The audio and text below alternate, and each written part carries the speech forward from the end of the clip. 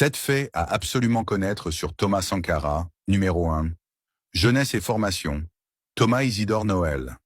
Sankara naît le 21 décembre 1949 à Yako, Haute-Volta, dans une famille modeste. D'un père Peul et d'une mère Mossi.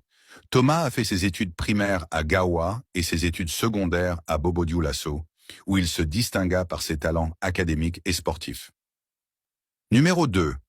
Carrière militaire. Sankara s'engage dans l'armée en 1966, fréquentant diverses écoles militaires en Haute-Volta, à Madagascar et au Maroc. En 1976, il devient commandant du Centre national d'entraînement commando à Pau. Il se fait remarquer par son charisme et son esprit critique, développant des idées révolutionnaires, influencées par le marxisme. Numéro 3. Ascension politique.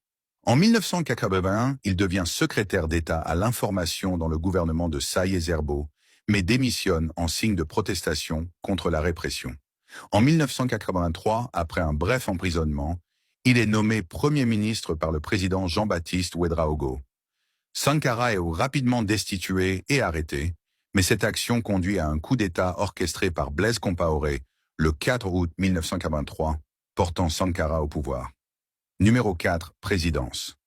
En tant que président, Sankara rebaptise le pays Burkina Faso, qui signifie le pays des hommes intègres.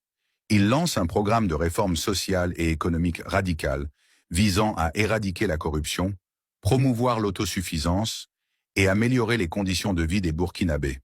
Numéro 5. Vision panafricaine. Sankara est connu pour son discours révolutionnaire à l'Organisation de l'Unité africaine en 1987, où il appelle à l'annulation de la dette des pays africains. Il milite pour une Afrique unie, indépendante et autosuffisante. Numéro 6. Assassinat. Le 15 octobre 1987, Sankara est assassiné lors d'un coup d'État mené par Blaise Compaoré. Sa mort met fin à son régime révolutionnaire et Compaoré reste au pouvoir jusqu'en 2014. Numéro 7. Héritage. Thomas Sankara est une figure emblématique du panafricanisme et de l'anticolonialisme. Son idéologie et ses réformes continuent d'inspirer des mouvements sociaux et politiques en Afrique et au-delà. Son héritage est célébré par de nombreux intellectuels, activistes et citoyens du monde entier.